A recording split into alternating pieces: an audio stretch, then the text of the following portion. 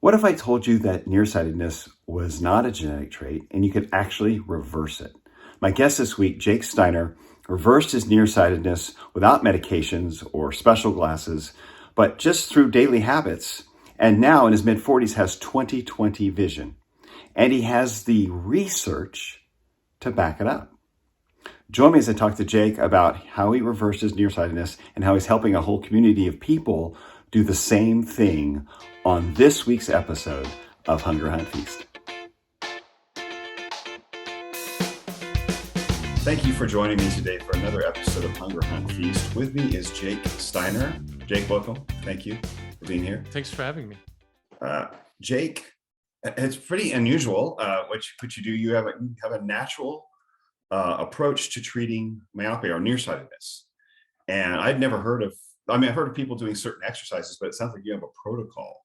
That's pretty cool. So you've had, can you tell us a little bit about what that looks like, or maybe let's explain myopia to everybody. Okay. So yeah, you probably haven't heard of it because somehow it's not a topic, right? Like fitness, having muscles or great endurance or lots of hair, like all those things are interesting, but eyesight, you pop in contact lenses, you get LASIK, you wear glasses, people don't care. And the only thing out there for if you've got bad eyesight and trying to fix it is like weird old 100-year-old Bates method stuff and weird eye yoga and eye exercises, stuff that doesn't work. And I used to have super crappy eyesight, -5 diopters. So I was wearing really thick glasses at the time. I was an analyst, stock trader, more than 20 years ago. Well, more than 20 years ago.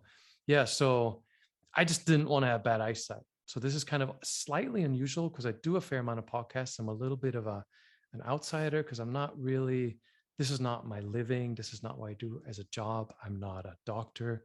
I just fixed a hugely bad eyesight problem for myself. And that over the last 20 years kind of turned into this whole community of people sort of unintentionally, right? Like I say a lot of sarcastic and terrible things, and we've got an awful YouTube channel, and it's kind of shocking to me, but we're kind of the main destination. Like if you're squinting at the world and you need to wear glasses and you wish you didn't, we're sort of it. Wow, that's great though. What a solution. No, I get it. I mean, with it being in the fitness world, it's like I have a solution. You don't have to go take the pills, or a natural solution is often the least sexy one to sell. And so because it takes work, it takes effort, it takes just consistency and discipline. It's hard to get people to even, and you're not that you're selling it, but to get people to just participate, Yeah, that's true. And I can't do a cool Instagram, right? I've seen your Instagram, you're like flexing it. Like, what do I do, right? Like I've got stare intently. Ooh, that just gave me an idea. Blue Maybe steel. That's gonna be the new thing, just like me staring at the screen, flexing your pupils. Yeah. No, that's great. So now, and I'm totally messing with you here for a second. Did you wear glasses there earlier? Like just when we're getting started, I saw you with glasses on your face. So over the last 2 years, so anything within arm's reach starts to get harder to, like, within 2 feet of my eyes, it's harder for me to see, like small print, fine print. Distance, I'm pretty good. I'm starting to notice just from all the screen time that affects it. If I can get away from the screen long enough, everything refocuses and I'm good. But immediately after doing a lot of screen time or phone stuff, it takes a bit longer to adjust, but it's the up close that I can't. So if you get something for the up close vision, yes, all of this, right? Like all of this is a good enough start because mainly I deal with myopia. So nearsightedness for people who wear glasses to see clearly at a distance. And what you mentioned here for a start is what you're experiencing, why you can't see immediately clearly far away. There's a muscle in your eye. So the eye is a ball, right? In the front is the lens that focuses the light. In the back is the retina, the receiver, basically, where the light gets pinned on. And there's a muscle that shapes that lens. And when you look at something up close, that muscle is tight. It's a cool muscle. It's like a circular muscle that bulges the lens. If you do that for a super long time, it's not made for that. The muscle spasms. You know how muscle spasms work. So Yeah. lots of close-up time, it's stuck. And then you're just looking at a distance and the muscle's still stuck. And boop, when it relaxes, your distance vision comes back. Hmm. Yeah. Yeah, that makes sense. And it's harder, like, especially as you get older, that muscle doesn't respond as well, I think, too, right? Or does it get harder the lens get harder to move? It's harder as you age? Yeah, and that's the problem you're having. Like when you I'm having the getting age problem. That is you're like on death's door already. Like that's the first sign. People start calling you grandpa. I mean, all those things are just right around the corner. Yeah. Yeah. No, so what happens is the lens, that flexible lens, right? Like it's like a camera lens, kind of, except that it bulges, it changes its shape. It hardens with age a little bit, not significantly, but just a little bit. So the muscle actually has to work harder to shape the lens. The closer you look at something, the tighter that muscle gets, right? Okay. And it just reaches a point where your lens, you're not 20 anymore flexible. It won't get as tight, so you can't get as close. The fix for that is better lighting. If you do this in natural daylight, you probably don't have a problem. It's right. a funky indoor, narrow spectrum lighting that gets noticeable. If you're had a long day, if you're stressed, if you didn't eat well, if you didn't sleep well, all of those things will affect it. But if you're relaxed in natural daylight, you're probably fine. The trick is don't buy reading glasses. Oh. Like you go to the optometrist, they're going to be like, yeah, well, sure. Avoid all that stuff whenever you can, because what happens is the reading glasses do the job that the lens does normally. Right. They change the focal plane. Now, if you always put those things on, the lens doesn't have to move, right? The muscle doesn't have to work. The lens doesn't get continually reshaped, so it hardens more. So once you start wearing the reading glasses more than you absolutely need to, you become dependent on them. The lens just keeps hardening, the muscle stops working, and then you absolutely have to have it. So not using them when you don't need to. I fought it for a long time, and with getting jeers from, why are you squinting so much? You're going to hurt your eyes. And everybody tells you if you're going to hurt your eyes if you're squinting, is what they're telling you if you're trying to. Yeah, you don't want to strain, right? Like, but the ideal situation is improve the lighting. Just play with it, because you can literally measure it. Get a measuring tape, which for myopia is also really useful. Get a book. Printed is better than backlit screen type stuff.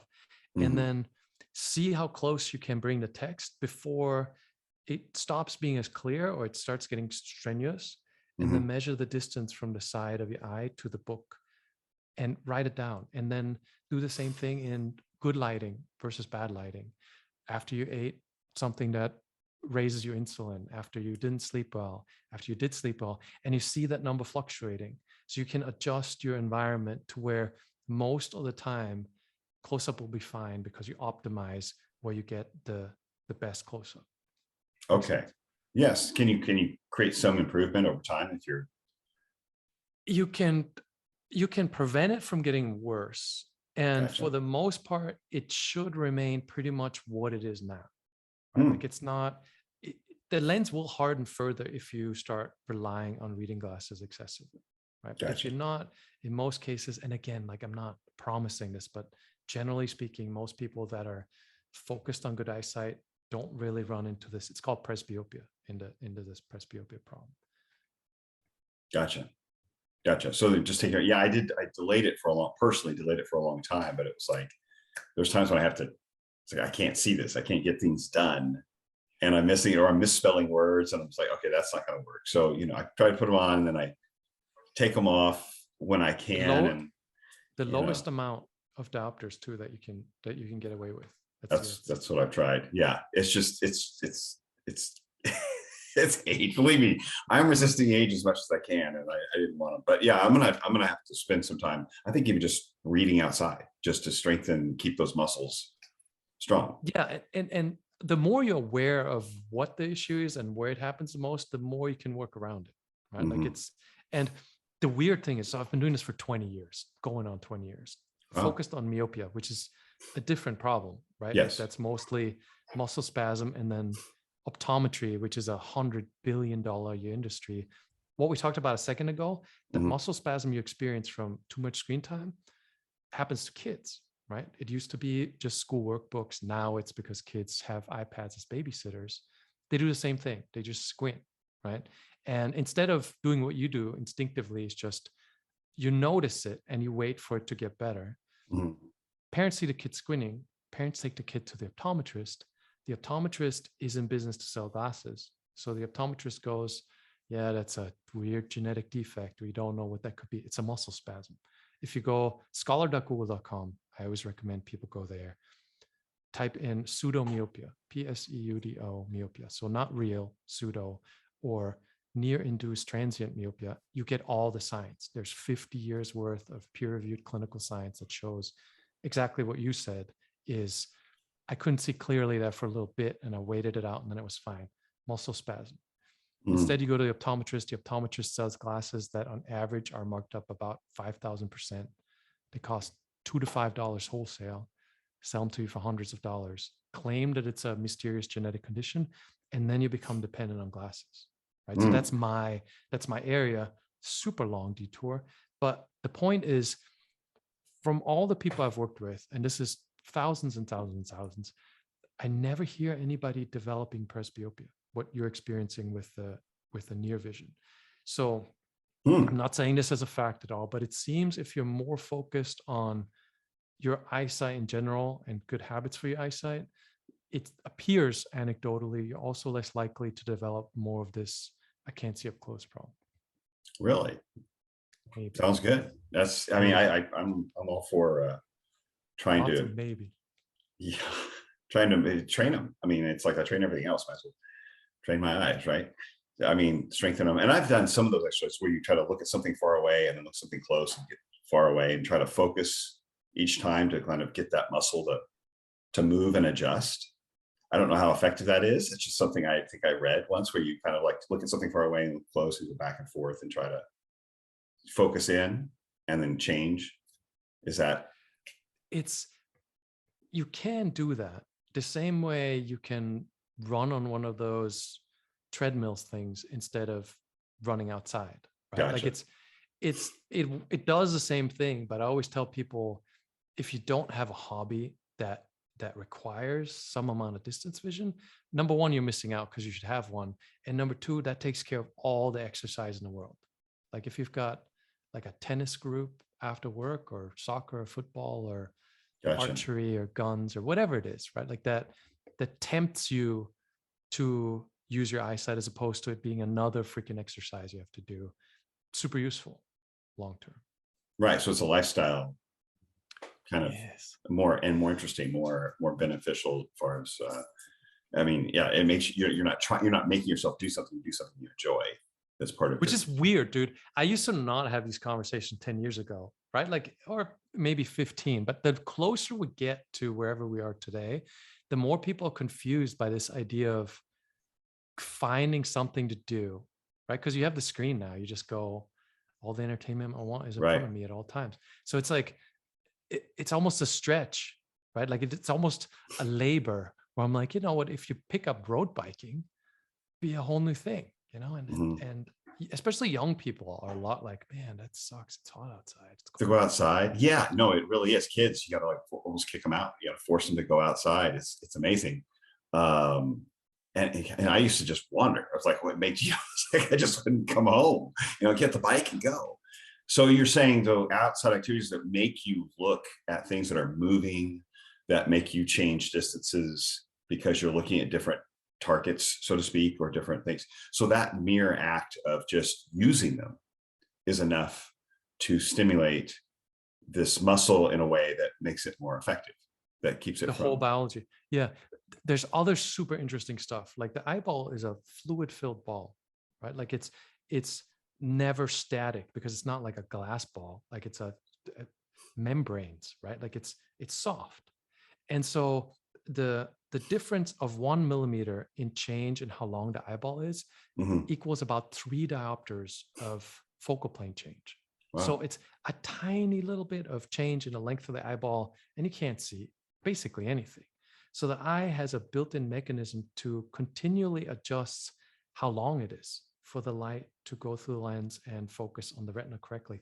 That whole system is super intricate, right? Like it's really interesting.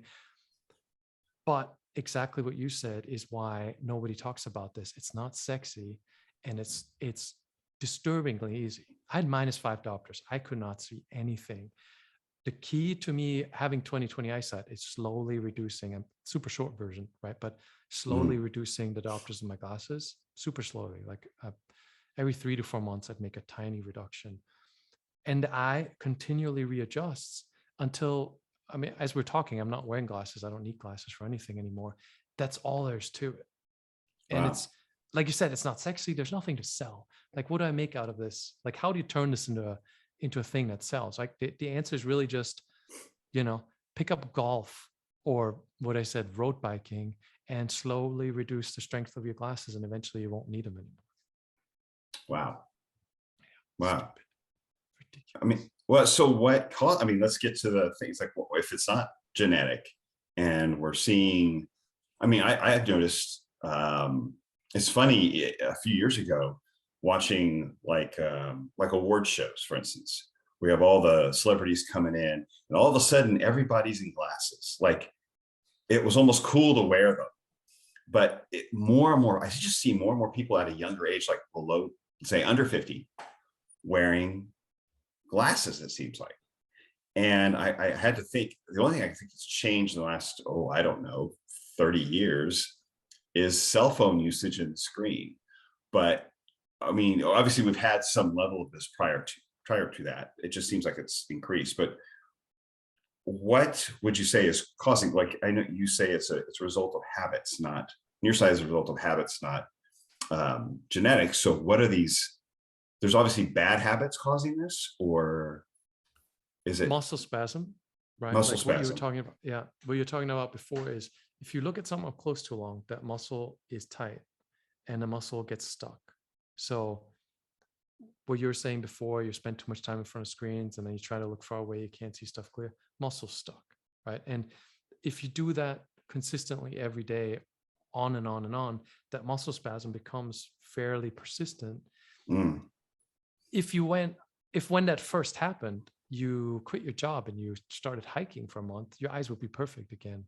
But instead, you're a kid and your parents took you to the optometrist, sold you glasses, and the glasses basically lock this in because it's a little more biologically complicated. They change the focal plane, causing the eyeball to elongate. There's something called hyperopic defocus, where you put the glasses on, some of the light starts to focus behind the retina. It activates a mechanism in the eyeball that causes it to elongate. It's not genetically defective. It's perfectly healthy.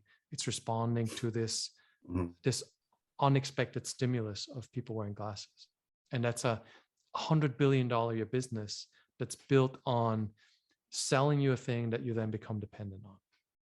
So the bad habit is glasses, essentially, that causes progression, that causes the progression forward. 100%. Otherwise, it's a quick fix. It's like 100%. You get out of your room and get glasses. outside. Yeah, that would be the fix. But then, right, like if you went to optometry school, like you weren't malintentioned when you started that, and then they teach you how to do all the technical stuff. And by the time you get out of school, you're in debt and you have your head full of what they told you. And now tomorrow you got rent to pay, or you're working at some retail chain store, so you're selling glasses, right? Like it's an industry. There's no real malice, I think. There's no conspiracy, but it's a business that feeds on selling people a thing that they become dependent on once they buy it. That's what glasses are. It's just, it creates a dependence. Well, you can say that about a lot of the medical industry. So, I mean, with diet and exercise, it's like, let's get you dependent on insulin rather than change the way you're eating. I mean, it's the same kind of deal. And yeah, the doctors aren't malintentioned and the nurses aren't malintentioned. This is just what they know. This is how the system works. And this is how they make their living. And this is how we do quick fixes for people who aren't changing their habits. So it's really, I mean, I think it seems like another extension of the same problem. It's the same story. You hear this all the time about everything else, right? Like, and I used to not know anything about a lot of this stuff because My parents are both doctors. Ah, And I'm not into so much alternative stuff. Like I'm a pretty square, normal mainstream guy. So until I got so deep into this eyesight thing, and especially doing podcasts, I had no idea. Right. Like that's so like the thing I'm talking about is the same. You change the words, right? Like from right. eyesight and glasses to whatever else you want. And the stuff is the same, right? Like people are not functioning the way as nature, as the biology is intended to be used. And then in comes an industry to sell you a symptom treatment quick fix that you become dependent on. That's how it works. It's how the whole system works. Yeah, absolutely. This is great. This is great news for a lot of people who want to actually fix it, who actually want to make a change. So, and you said you obviously changed it. You don't have glasses at all. How long did that take you to go from the 5? I'm forgetting the term, but Diopters. diopters to where you didn't need glasses anymore. Forever. It felt like an eternity, huh? Yeah. I didn't know what I was doing, right? There was no precedent. Right. So first Yeah. I bought all the books that are out there because I certainly didn't want to start this. Like this was not my intention. So I bought the books. I figured somebody had it figured out. I traveled a lot at the time. So like I went to Nepal. I was paragliding in Nepal for a few months. I did eye acupuncture there. Oh my Definitely gosh. recommend. That's horrible. That sounds terrible. Well, not in the eyeball, but just around. I tried Gotcha. everything. Like Yeah. I tried everything, and none of it worked. And my business, my work, what I was doing as an analyst, right, is looking at what is true, like what's actually going on.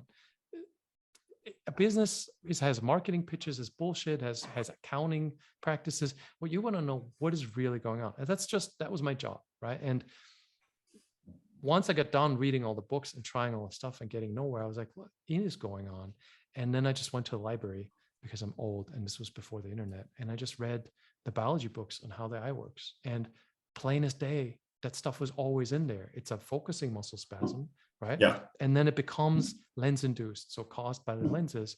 And then I assumed based on the mechanism. So the thing that elongates your eyeball, making your eyesight worse, that mechanism works in both directions. And there's plenty of studies that show the eye gets longer given the right stimulus, and it also gets shorter. So my theory was I'm going to shorten the eyeball back to where it belongs by reversing my lens use. But it was like the first guy who decides that lifting heavy things make you stronger. Like it was that level, right? Like you pick up a rock and you hold it up 20 times and then you go, well, maybe. It was that level. I just bought lower power glasses, way too low. I didn't do anything about my close-up. I went to Laos, true story. I was wearing -5 diopter glasses. I threw them away and I bought a pair of -3, which is a huge reduction, way too much. And then I was like, I'm going to make this work because I read all the books. The biology made sense, right? Like it makes sense. It's like, if you lift heavy things, you will get stronger, right? Like the mechanism to shorten the eyeball is there and it functions based on the input, right? And I'm going to change the input, the eyeball will get shorter. And like an idiot, I threw away my glasses literally, and they were 700 euros. Just whoa. We probably wouldn't be talking today because if I still had them, I would have put them back on and be like, well, I went to Laos and with only these -3 glasses, I couldn't see shit. It was not cool. And this is the super long answer to your simple question. It took me a long time because I didn't have the -5s anymore. I'm persistent and don't easily change my mind. So I just kept wearing the -3 till eventually I was in a subway one day and I'm sitting on the seat and on the opposite side is the map that I could never read with those glasses. And one day I could just read that map. I just remember being like, wow, that's surprising. And that's when I realized that this was really working. And it sounds ridiculous, right? Because I pretty much just insisted on wearing these glasses. And from then I got much more serious about it. And then friends got a little bit curious. And then I started a terrible blog, which is now myopia.org, full of rants and sarcasm. And then more and more people kind of followed along and started trying their own stuff. And it probably took me the better part of 10 years to truly not benefit from wearing glasses. But now it's like a diopter a year. So if you're at -2 in 2 years, you don't need glasses. Wow. Okay. So that's generally the progression you're seeing with people who are taking it, is they think you can reduce a diopter per year. Every 3 to 4 months, you can make a quota diopter is the smallest increment, decrement. Every 3 to 4 months, you can make a quota diopter reduction, super consistent across age ranges and ethnicities and employment and habits. As long as you have a decent hobby and you understand the basics, that's about it. Wow. And it's a muscle spasm. I mean, it's just really, essentially you've distilled it down to muscles, eye muscles, causing that affect the shape and the focus. And it's really stimulating those to function the way they're supposed to. Yeah. Is that? That's correct. And I love that you made me sound awesome. I actually didn't do anything. I just read it. Right. It was just like, it was buried in, anybody can go find it. Go on Google Scholar and type in pseudomyopia. Like it's People all don't there. do that. People don't do that. No. And people don't, they're not on at 9 p.m. doing a podcast, right? Because they're the people in academia that publish or perish, right? Like they're publishing articles, they're doing studies, they're getting stuff, they're looking for funding. Right. It's not a sexy topic. It doesn't make money. So I didn't find anything. I'm just a guy that was annoyed enough by this bullshit. Sorry, maybe you need to beep that. No, you're good. You're good. I get annoyed about it was. I mean, that's literally all it was. Is you know, and I kind of popularized it by accident. A thing that I didn't come up with or invent. I came up with the method, the specifics of a method to make it as easy as possible. I'll take some credit for, but understanding what happened or what was going on or the underlying biology, it's been well known for 50 years. Wow. Well known. Well, and you're talking about like medical, so you're talking about medical journal. Yeah, for sure. 16th century, glasses were invented in the 16th century, right? Like way back when. The only people who needed glasses back then, the reason they were invented is because monks got nearsighted. Monks are the only people who could read and write in the 16th century, right? Yeah. Monks. Yeah. So monks were reading and writing close up in candlelight, and they got nearsighted. Glasses were invented then. And then you didn't hear much again from it till, early 20th century when schooling became a thing, right? And that's when more of the fancy upper class, right? Like some of those people got glasses. And then when it became more mainstream, right? Like more recently, a big jump again in lens use. And then most recently, when kids started having iPads as babysitters, super dramatic. Hong Kong, Singapore, 90% of school-age children need glasses. 90. Really? Yes. That's amazing. Now you're in Bangkok, right? I'm currently in Bangkok. Yes, I'm a refugee from you know what. From you know what? No, I don't know what. They don't have mandates here and requirements and they lockdowns. They don't have those there? No, okay, I know Vietnam has some strict ones, so I didn't know about crazy. it. Yeah. About Bangkok. Oh wow. That's awesome. Well, I'm glad you found a refuge. Yeah. Actually, I lived in Myanmar, like my full-time home, fully off-grid house, 2 kids.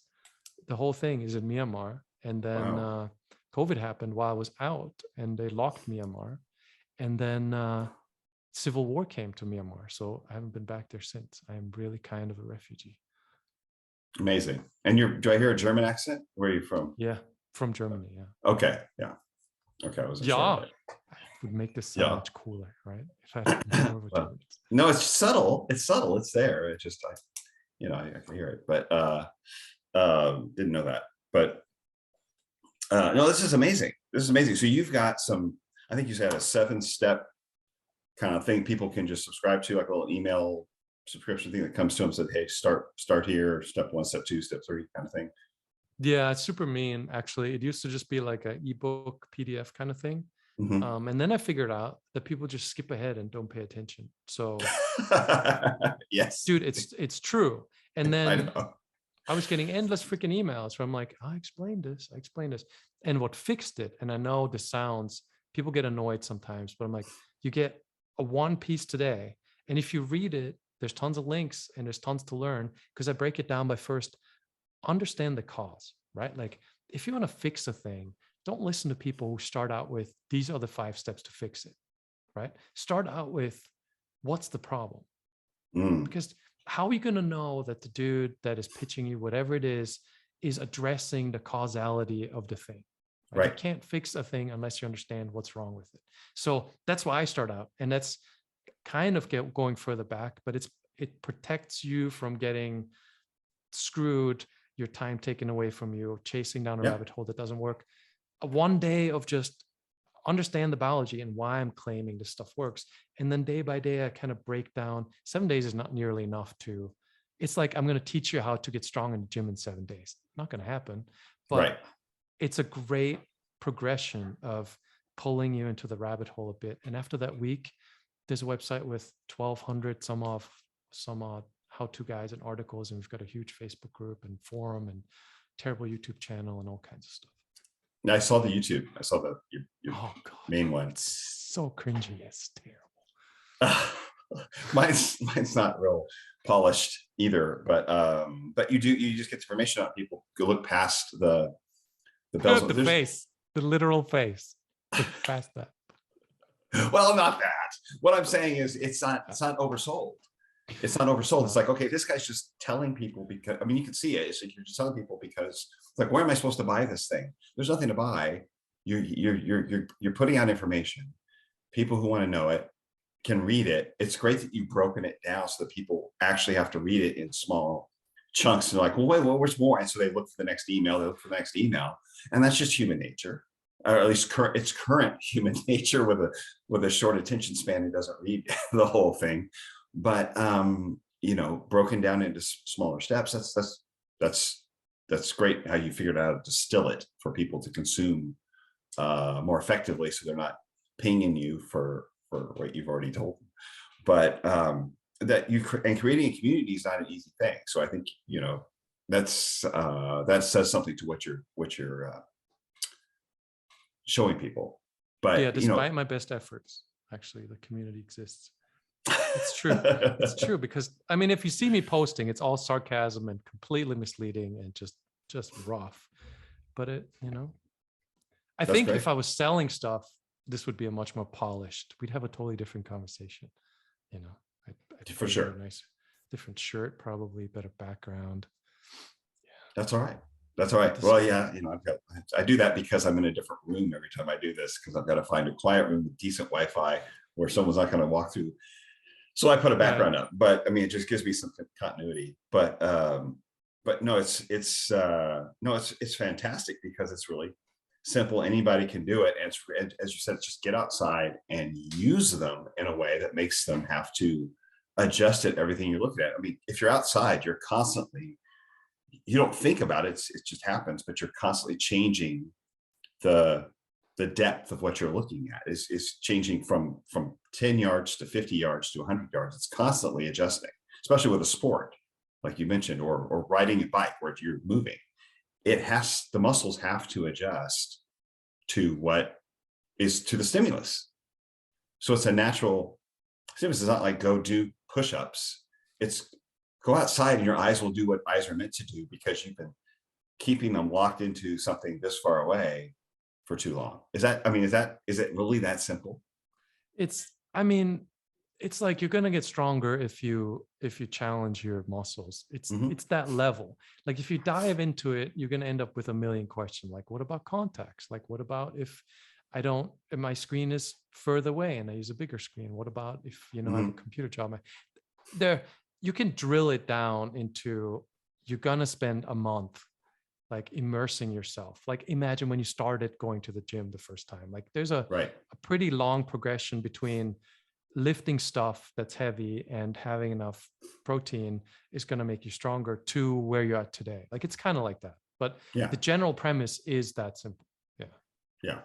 There's a learning curve of information, I would imagine, as you get in there, just to see, okay, how can I make this really specific to the negative thing? I would think trying to change the negative stimulus is probably more difficult than the positive. The positive is get outside and use them. The negative stimulus that we have with the screens and it's like, that's probably the hardest part to change, is how do I spend less screen time or less time at one time locked into something close? How do I, in the winter, you don't have much winters there, but it's like here, it's, in certain parts of the world, you're kind of, we think, locked inside. We're on the screens more. It's cold. It's dark early, that kind of thing. You get ice hockey and snowmobiles. I don't want to hear about it. Winters are awesome. I'm not a fan. I'm not a fan of winter, but I mean, I understand in Germany, it's beautiful. Yeah. It's the problem is we're all freaking screen addicts at this point. Like the story that I was telling 10 years ago is different than the story I'm telling now, because people don't understand addiction if they haven't been addicted to other stuff before. And it is an addiction, right? Like, and we're in heavy denial about it. And all you want to do is be done with work and relax in front of Netflix or Facebook or whatever other social media thing, right? Like, so it's weird because I'm finding myself, like I used to talk about, if you wear glasses, you're a different person. You become a different person. If you walk down the street, you have to look down because you don't have peripheral vision. So you have to look down, right? Where a person who doesn't wear glasses has a different posture, moves physically through life differently than a person with glasses. Your social interactions are weird slightly because you trained your eyes to look through the center of this lens, the two lenses. And so your eye movement, your head movement, your neck movement is unnatural, slightly. Enough to where other kids in school are going to bully you and call you a nerd, right? You're a normal kid. Glasses turned you into a weirdo. You adopt that as part of your personality, right? You grow up and you think you're clumsy. I'm speaking of myself as an example, right? Like you just think, oh, I'm not that athletic. It's because your visual cortex, that part of your brain that handles vision, goes, oh, buddy, we're not going to do that because I don't have peripheral vision. I don't trust what you're doing. I don't want you to fall down, get hit by a ball, whatever. So it literally changes your self-perception, your interaction socially and with the world wearing glasses.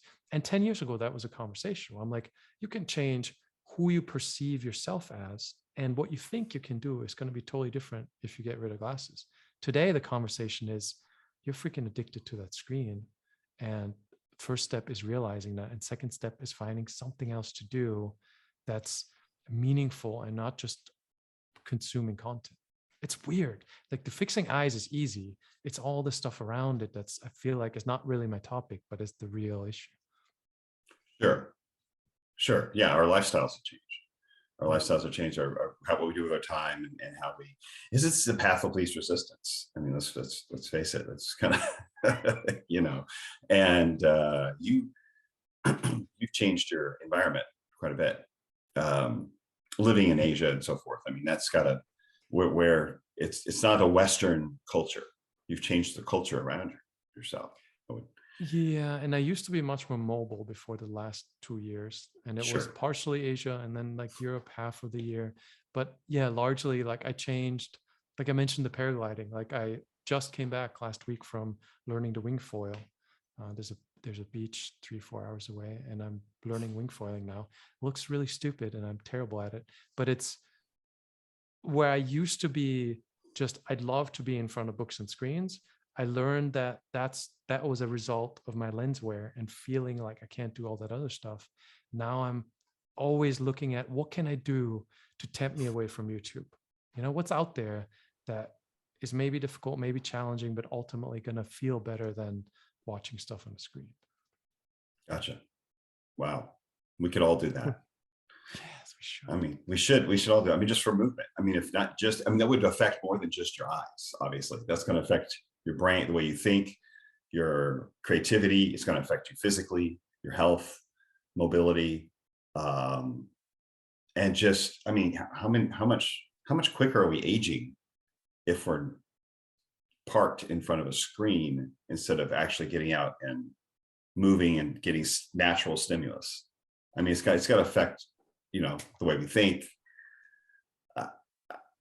Basically you've taken a holistic approach. You've just say, hey, by the way, this affects your eyes as well. This will change your vision.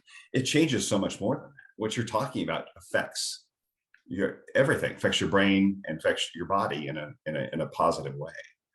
So it's significant. The impact is significant. Like people I've met years ago that were in a totally different place when I see them again, right? And their vision has improved significantly.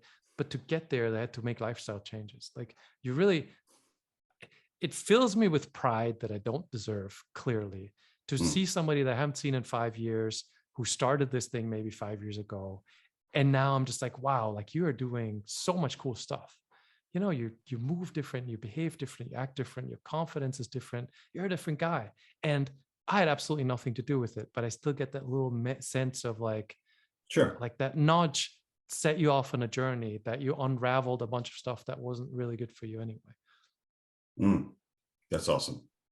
Maybe. One more reason, basically, to just get out, to get away from the screen, to get out of your house, get, you know, and just to experience life, really.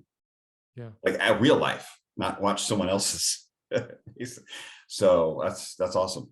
That's awesome. Yeah. I mean, and you know, it's not about you taking credit for what someone else did, but it's like, and there's a certain level of awakening that someone needed the impetus or the reason to make that change. And you just say, hey, by the way, look what I found. And yeah. I mean, that's great. That's awesome. I know. All I want is a statue in a park. That's really all I ask for. Right? I mean, I've been saying this for years. I'm just like, you know, GoFundMe, whatever, just a small one, fountain, perhaps. Small statue. Yeah. Yeah. With a beard, with like a beard in it. That's great. That's awesome. Yeah. Not gonna happen. Yeah. No. This is good. This is good. Changing lives. People remember this. Just, yeah. Someone's gonna say, you know, there's this guy who changed his vision. He's, you know, who I just went to this website and here I am. You know, so you're probably getting credit you're not aware of from people who are telling you how when someone sees them like you see them, and their family sees them, they haven't seen them in a while, or all of a sudden their family realizes they're not wearing glasses anymore, they're moving differently, or why did you go to this place and do this thing? You never used to do that before. Why did you go sailing? Why did you go cross-country skiing? Why did you, you know, what's this lifestyle change? Well, there's this guy who changed his vision. And who has a GoFundMe for a statue? I don't. Has a GoFundMe for a statue. I don't have a GoFundMe for a statue. No, of course not. But that's brilliant. That's awesome. So people, the best place to find information is in endomyopia.org. And endomyopia. Endomyopia. Yeah. I mispronounced it. Yeah, endomyopia.org. There's no O, so it just end, like in the end of it. Endomyopia.org. Oh, in myopia. Oh, yes. I'm saying, yeah, I'm creating a new disease here. By the way, myopia is not a disease, right? Like it's a muscle spasm. Yeah. They make it sound like it is. They call glasses prescription, which is, by the way, millions of dollars in lobbying, because clear curved pieces of plastic that cost $2 are not prescription. They're not really a medical device. But yeah, so enmyopia.org. Enmyopia.org. Yeah. Facebook group, forum, YouTube. We have a giant wiki. We have tons of awesome resources, community creators. Oh, the wiki. That's right. I will include all those links in the show notes. But they could, I'm sure, find all those and get on that email, that 7 steps from enmyopia.org, I'm assuming. Okay. Torturous email. Yes. Definitely do the torturous email where it's like, wait, I want more. No, you got to wait a day. Nobody wants more. Nobody wants more. Oh, that's great. Awesome. Any other secrets you want to? No other secrets. No other secrets. Can I ask how old you are? Is that an allowed question? 51. Dude. 51. That's what I'm saying. So like at 48, that's when I was like, why am I squinting? How come so is that like your actual hair color, or are you putting stuff in it? No, that's my hair. I have some grays, and my kids are starting to tease me. I have older kids that are in their 20s. They love to that's tease me about. So do you, like, my daughter actually asked me a couple of years ago, are you only growing gray hairs now? Like, no, but I have a few. I'm like pushing 50. Yeah, they get sassy, you know. Don't even indulge that. Just be like, rude. I have gray hair and all kinds of stuff, and I'm 44. Well, it's just, I mean, I appreciate that. Thank you. But it's definitely a battle of aging and the eyesight thing. I'm just like, This isn't Don't give in fun. to the glasses. Do not give in. If adjust the lighting as much as possible, because it's a weird down, like becoming reliant on lenses does weird stuff to a person. Like it will, I'm not saying this is a fact, but the odds of it aging you in your head is Yeah. a risk. You start having to put these things on, you know, in the grocery store to read like the label of, you don't want to be that Oh, guy. reading the Ideally. menus.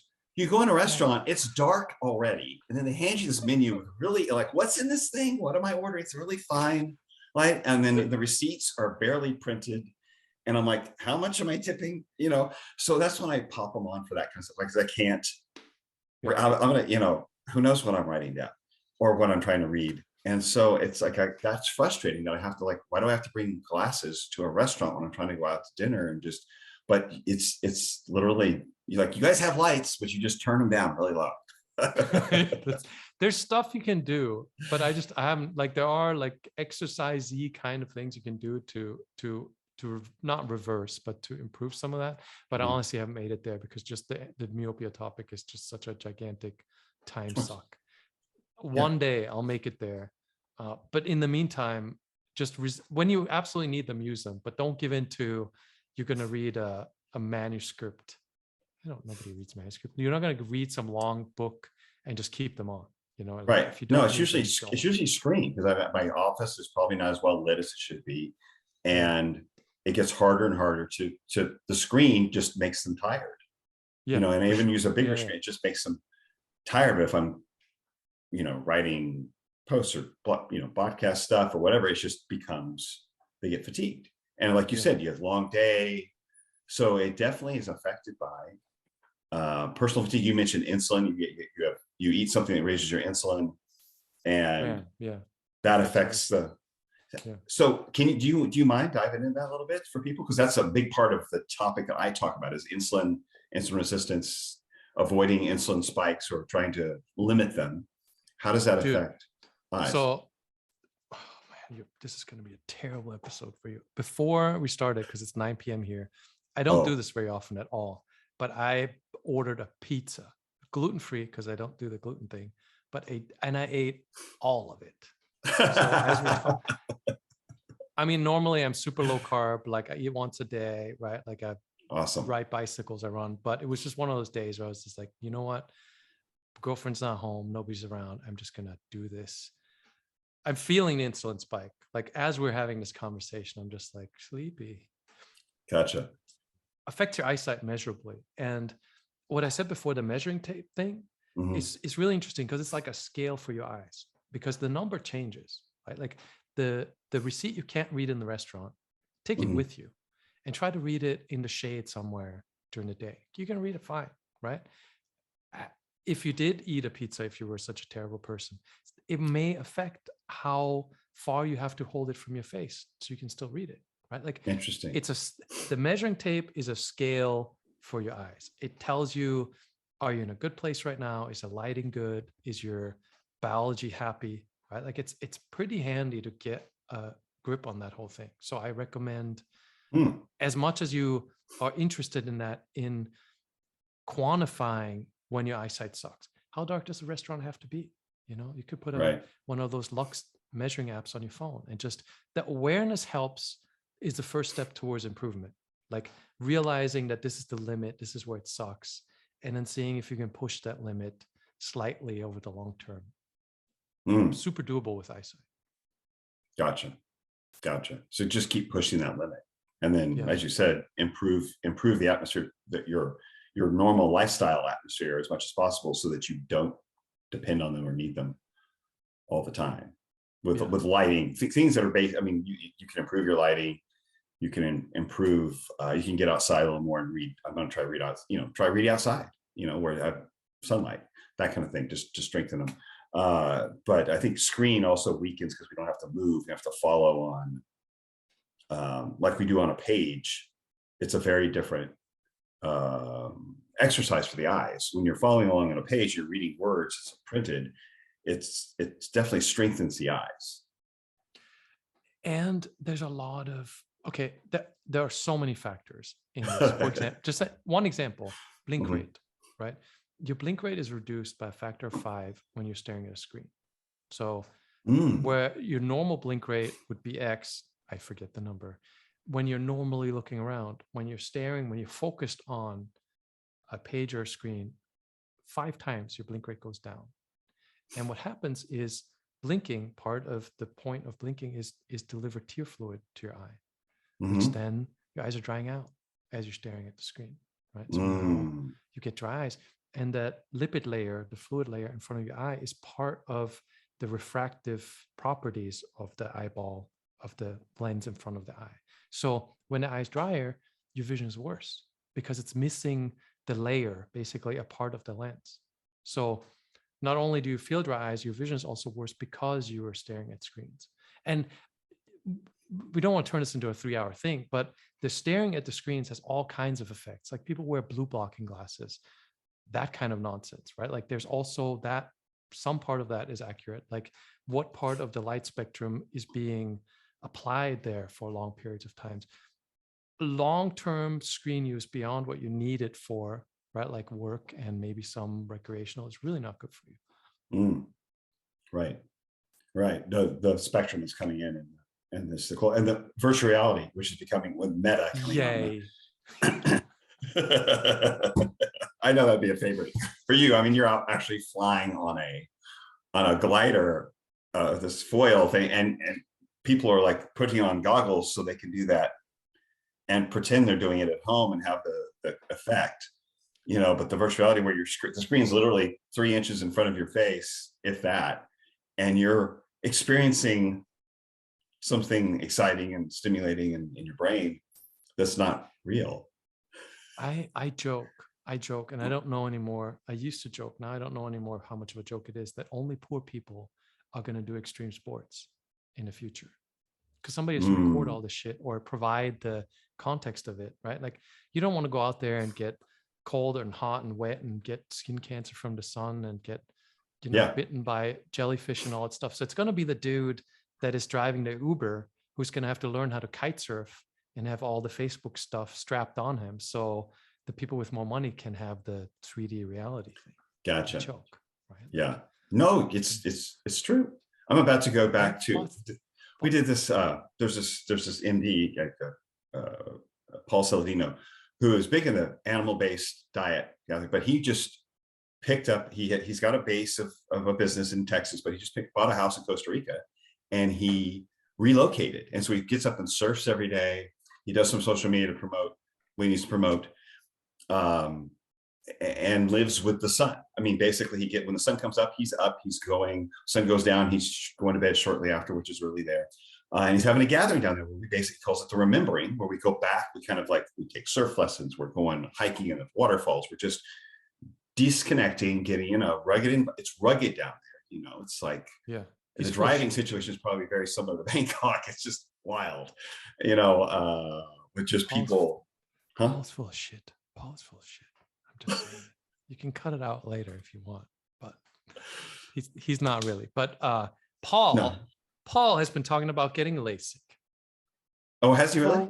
Yeah, for a while now. And I get to hear about this constantly because we have kind of a big community, and I get every freaking day for a while. I was getting, hey, you got to stop Paul from talking about LASIK. Like I had the former head of the FDA, the American FDA Surgical Devices Division on my Not Real podcast. The guy who got LASIK approved, he's 75 years old now. Literally the former head of the FDA who put the stamp on LASIK. I had him on. I had an hour conversation with him why LASIK is a horrible idea because of Paul. Because Paul kept talking about LASIK. And then I've got friends, right, that have big podcasts where I'm like, please, I never do this. But it was the only time I was like, could you please ask Paul for him and I to have an episode? Just have a chat. Just stop telling people about LASIK, right? Because especially because he's so into the Costa Rica and the remembering and blah, blah, blah. And I'm like, dude, you're advocating for the worst kind of surgery ever. It permanently screws up your eyes. Like it's an irreversible thing, cutting your eye open. So yeah, Paul is a sore spot for me. And he also never had me on his podcast. So I'm going to talk. I'll see him next week because I'm going down there and I'm part of organizing. Could you tell him that I said he's full of shit on your podcast? Yeah, would you?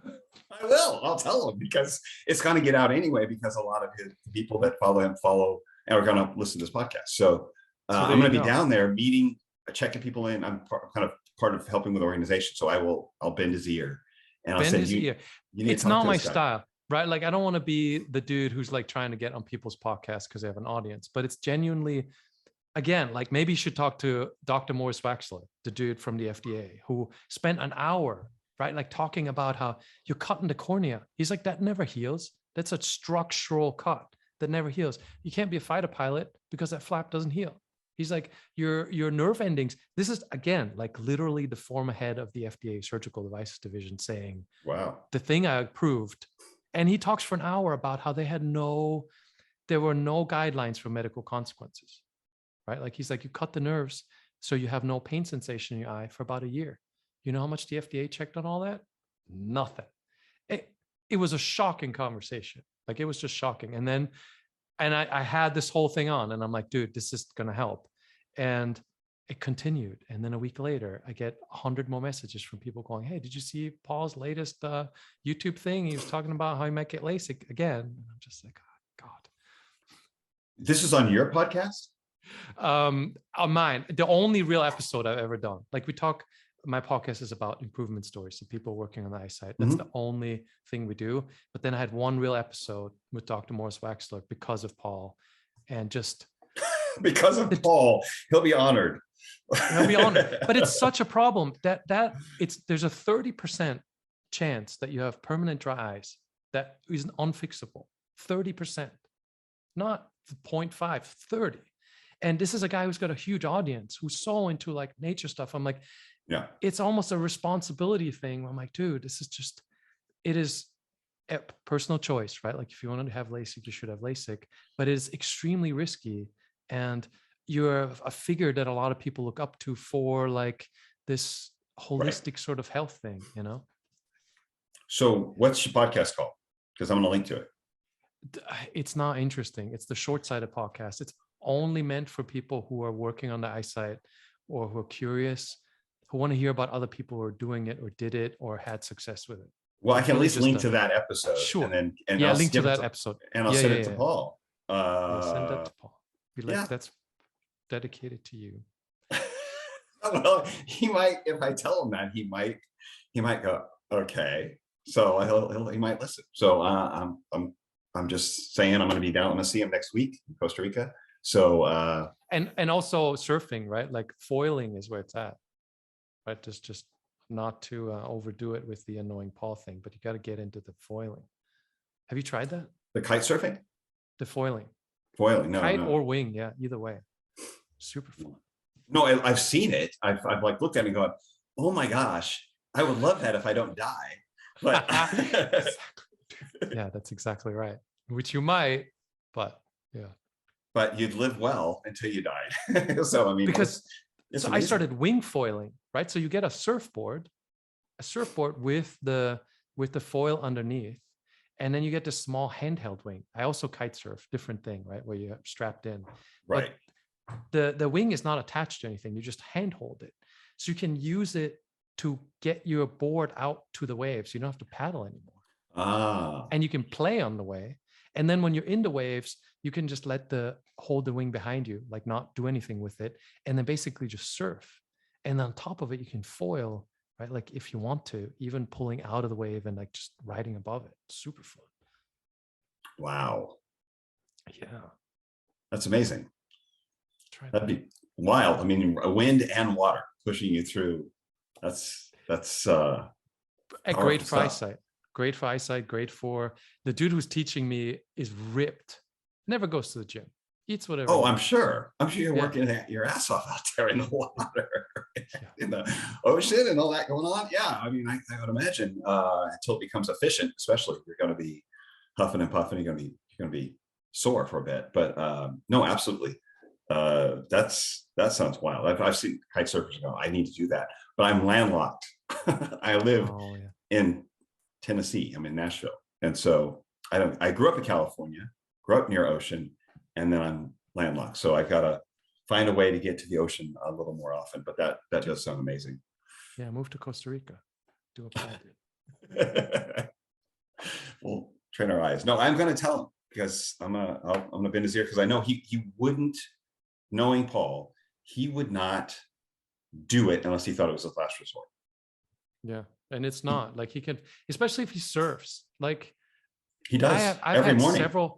I've had several surfers on my Not Real podcast talking about who dramatically improved their eyesight in a short period of time, because surfing requires a lot of distance vision, right? So all you have to do is tone down the diopters a little bit to where the waves are a little more challenging. 3 months from now, your vision's right back to where it was. And then you turn it down a bit, turn it down a bit. I don't know how many diopters he's at, but he'll be rid of glasses in no time. I've never seen him wear glasses.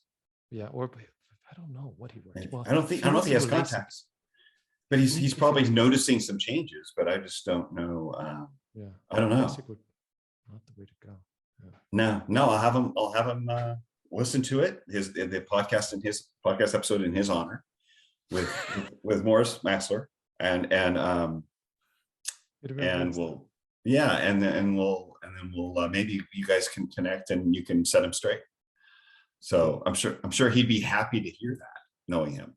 But nice, yeah. We'll see. Well, thank you so much for staying up late and and having a pizza. But I regret that. I really do. Sometimes we just do those off plan indulgences, and it reminds us why we don't. But why we don't exactly. But thank you so much for coming on. Link to all this as well as that podcast episode, because I'm sure a lot of people like to hear again from that kind of source why people are considering LASIK. What a terrible idea that is. What that speaks a lot to what you're doing, and really I think obviously reinforces what you're saying when you have that level of expert coming in saying that's not approved, that's not a good idea. Think about the impact of what you're doing. That's not a good solution, and yet you have people who are really changing what their lifestyle with their entire lifestyle, not just their vision, their entire lifestyle, with just being more human, really, about getting out and engaging with their environment physically. We all know we need to be doing that. So that's awesome. There's no downside. I don't hear a downside to what you're asking people to do. There's no doubt. The only downside is you're going to have to face some of your terrible lifestyle choices, but it's no different than your audience is already used to that anyway, right? Like if you started out in less good shape than you are today, it's the same thing. You're just addressing the next part of the puzzle. Like leaving your eyesight out of an equation of just being the best version of yourself would be silly. I agree. 100%. Yeah. Awesome. Jake, thank you so much for your time here. I can't wait to get this out to people to hear, because I know a lot of people just have no idea. I mentioned this to a couple people, like, oh, really? Oh, wow. I mean, they truly, as many people as you have in your community, there's still so many people who just have no idea, and they think that glasses or LASIK may be their only option. And that's terrible. That's a really good marketing campaign on the wrong side. So it's great that you got this, and there's no